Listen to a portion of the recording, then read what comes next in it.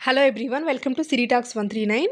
ముందుగా మన ఛానల్ని ఫస్ట్ టైం చూస్తున్న వాళ్ళు సబ్స్క్రైబ్ చేసుకోవడం మర్చిపోకండి. అలాగే వీడియోని లైక్ చేసి షేర్ చేయండి. ఇవాల్టి వీడియోలో అయోధ్య రామ మందిరానికి సంబంధించి కొన్ని వింతలు విశేషాలు అయితే చెప్పబోతున్నాను. చాలా ఇంట్రెస్టింగ్గా ఉంటుందండి. తెలియని విషయాలన్నీ కూడా క్లియర్గా తెలుస్తాయి అన్నమాట. వీడియోని ఎక్కడా స్కిప్ చేయకుండా చూడండి. ఇక జనవరి 22, 2024 సంవత్సరంలో అయోధ్యలో బాలరాముని రూపంలో రాముడినైతే ప్రతిష్ఠించబోతున్నారు. ఇందుకోసం ఒక గోవుల కాపరి బీహాబాయ్ భర్వాద్ అనే వ్యక్తి ఒక భారీ అగరబత్తిని తయారు చేశాడు. అతడు వడోదరలో ఉంటాడు.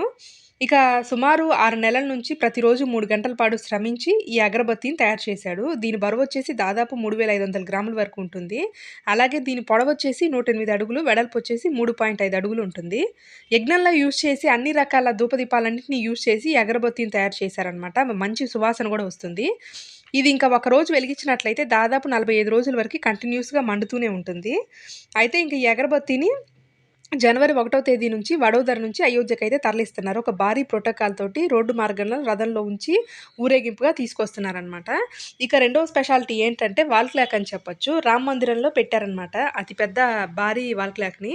ఈ వాల్ క్లాక్ యొక్క స్పెషాలిటీ ఏంటంటే దాదాపు 9 దేశాలకు సంబంధించిన టైంని ఈ వాల్ క్లాక్లో చూడొచ్చు అనమాట. దీన్ని తయారు చేసింది అనిల్ సాహు అనే వ్యక్తి. ఇతను ఇప్పటికే ఇట్లాంటి ఒక 2 తయారు చేశాడు.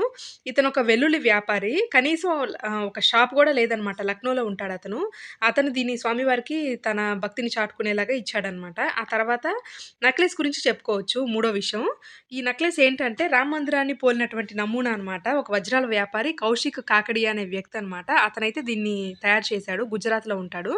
ఇందుకోసం 5000 అమెరికన్ వజ్రాలని అలాగే 2 కేజీల వెండిని యూజ్ చేసి సుమారు 30 రోజుల పాటు కష్టపడి దీన్నైతే తయారు చేశారు.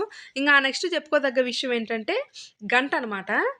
ఈ భారీ గంట వచ్చేసి దాదాపు 600 కేజీల బరువు ఉంటుంది. 2020వ సంవత్సరం నుంచి దీనైతే తయారు చేస్తూ ఉన్నారనమాట. ఈ గంట పైన జై శ్రీరామ్ అని చెప్పేసి భారీగా పెద్ద పెద్ద అక్షరాలతోటి రాసి ఉంటుంది. ఇది ఈ టెంపుల్కి వచ్చేసి స్పెషల్ అట్రాక్షన్ అని చెప్పొచ్చు. జై శ్రీరామ్ అని రాసే అక్షరాలు కూడా బాగా క్లియర్గా పెద్దదిగా కనపడుతూ ఉంటాయి. ఈ గంటనైతే తమిళనాడులో తయారు చేశారు. ఇక తర్వాత రాముని యొక్క విగ్రహాల తయారీకి యూజ్ చేసినటువంటి రాళ్ళ గురించి మాట్లాడుకోవాలి. శాలిగ్రామ రాళ్ళు అనమాట. ఇక ఈ రాళ్ళకైతే ప్రత్యేక పూజలు చేసి తీసుకొచ్చారు. నేపాల్ నుంచి తీసుకొచ్చారనమాట ఈ శాలిగ్రామ రాళ్ళని. ఇక ఆ రాళ్ళకైతే ప్రత్యేకంగా పూజలు చేసి తీసుకొచ్చారు స్వామివారి విగ్రహాలని తయారు చేయడానికి. 2 రాళ్ళు అయితే తీసుకొచ్చారు. ఈ రాళ్ళతోటి స్వామివారిని అలాగే సీతమ్మ వారిని, రాముల వారి యొక్క తమ్ముళ్ళైనటువంటి భరత, లక్ష్మణ, శత్రుఘ్న విగ్రహాలు కూడా తయారు చేశారనమాట. ఈ రాళ్ళన్నీ కూడా దాదాపు 6 కోట్ల సంవత్సరాల కంటే కూడా ముందువే అని చెప్పేసి ఒక అంచనా అయితే వేశారు. నేపాల్లోని కాళీ నది నుంచి ఈ శాలిగ్రామ రాళ్ళను తీసుకొచ్చి ముందుగా నియమ నిబంధనల ప్రకారం కట్టుదిట్టంగా పూజలైతే నిర్వహించి కాళేశ్వర్ మహాదేవ్ ఆలయంలో ప్రత్యేకంగా శిలాభిషేకం చేసి ఆ తర్వాత అయోధ్యకు పంపించారనమాట ఈ రాళ్ళని. ఒక అంచనా ప్రకారం ఈ రాళ్ళ వెయిట్ అయితే ఒకదాని బరువు దాదాపు 26 టన్నులు ఉంటుంది. రెండోదైతే 14 టన్నుల వరకే ఉంటుందన్నమాట. శ్రీరామనవమి రోజు సూర్యకిరణాలు నేరుగా శ్రీరాముని యొక్క నుదురుపై పడేలాగా విగ్రహం హైట్ అయితే డిజైన్ చేశారనమాట. ఇంకా ఈ శాలిగ్రామ రాళ్ళు ఓన్లీ గండికి నదిలో మాత్రమే లభ్యమవుతూ ఉంటాయి. అసలు ఈ రాయి యొక్క స్పెషాలిటీ ఏంటంటే అతి పవిత్రమైన రాళ్ళు అనమాట ఇవి. వీటిని పూజ చేయడం వల్ల మనకి శాంతి, ఆనందం, ఐశ్వర్యం ఇవన్నీ కూడా చెక్కు చెదరకుండా బాగా పీస్ఫుల్గా ఉంటుంది. అలాగే లక్ష్మీ కటాక్షం కూడా కలుగుతుందన్నమాట. దీంతో ఇక భక్తులందరూ కూడా ఈ స్వామివారిని పూజిస్తే వాళ్ళకి అన్ని సకల ఆయు, ఆరోగ్య, ఐశ్వర్య అన్నీ కలుగుతాయి అని చెప్పేసి ఈ రాళ్ళని ఎంచుకున్నారు. ఇంకా తెనాలికి చెందినటువంటి వాసదాస ఆశ్రమం నుంచి మూల విరాట్కి దిగువన ప్రతిష్ఠించే ఒక యంత్రాన్ని అయితే తీసుకొచ్చారనమాట అయోధ్యకి.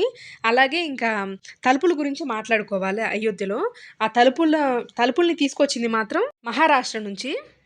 ఈ ఆలయం మొత్తానికి 44 ద్వారాలు ఉంటాయి అన్నమాట. ఒక్కో తలుపులో తయారు చేసినటువంటి అచ్చులో 3 కేజీల వరకు గోల్డ్ యూజ్ చేశారు. ఆ లెక్కను చూసుకుంటే ఓవరాల్గా తలుపులకే కింటాకు పైగా గోల్డ్ అయితే యూజ్ చేశారు. తలుపుల స్పెషల్ డిజైన్ వచ్చేసి హైదరాబాద్కు చెందిన వాళ్ళు డిజైన్ చేశారనమాట. ఏనుగులతోటి అలాగే తామర పూలతోటి. ఇంకా ప్రధాన ఆలయ ప్రాంగణంలో 25,000 మంది భక్తులు ఒకేసారి బస చేసేదానికి ఏర్పాట్లు అయితే చేశారు. అలాగే సెల్ ఫోన్స్కి వీటన్నిటికీ కూడా ప్రత్యేకించి స్పెషల్ కౌంటర్స్ అయితే ఉన్నాయన్నమాట. ఇంకా ఈ ఆలయంలోకి వెళ్ళాలంటే తూర్పు వైపు నుంచే వెళ్ళాల్సి ఉంటుంది. అలాగే దక్షిణ వైపు నుంచి ఎగ్జిట్ అనమాట.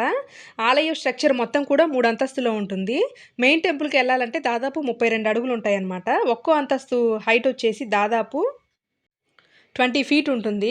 ఇక ఈ ఆలయం మొత్తం కూడా 70 ఎకరాల విస్తీర్ణంలో ఉందనమాట. మనం అదంతా చూస్తుంటే ఏదో ఒక నగరానికి వెళ్ళిన ఫీలింగ్ అయితే కలుగుతుంది. మొత్తం వెడల్పులు, పొడవులు చూసుకున్నట్లయితే ఇది మొత్తం కూడా 250 అడుగుల వెడల్పు ఉంటుంది. అలాగే 161 అడుగుల ఎత్తయితే ఉంటుంది. 392 స్తంభాలున్నాయి. ప్రతి స్తంభం మీద కూడా శ్రీరామ అని చెప్పేసి రాసుంటుంది. ఇక జనవరి 22వ తేదీన ప్రత్యేక ఆహ్వానం ఉన్నవాళ్ళు మాత్రమే వెళ్ళడానికి వీలుంటుంది అని చెప్పేసి ఇప్పటికే మోడీ గారు అనౌన్స్ చేశారు. దాదాపు 1000 స్పెషల్ ట్రైన్స్ అయితే దీనికోసం ఏర్పాటు చేశారు. దీంతో ఓన్లీ ఇన్విటేషన్ ఉన్నవాళ్ళు మాత్రమే వెళ్ళాల్సి ఉంటుందన్నమాట ఆలయ ప్రతిష్టకి. మరిన్ని వ్లాగ్స్ కోసం మన ఛానల్‌ని వాచ్ చేయండి. అలాగే సబ్స్క్రైబ్ చేసుకోవడం మర్చిపోకండి. Thanks for watching.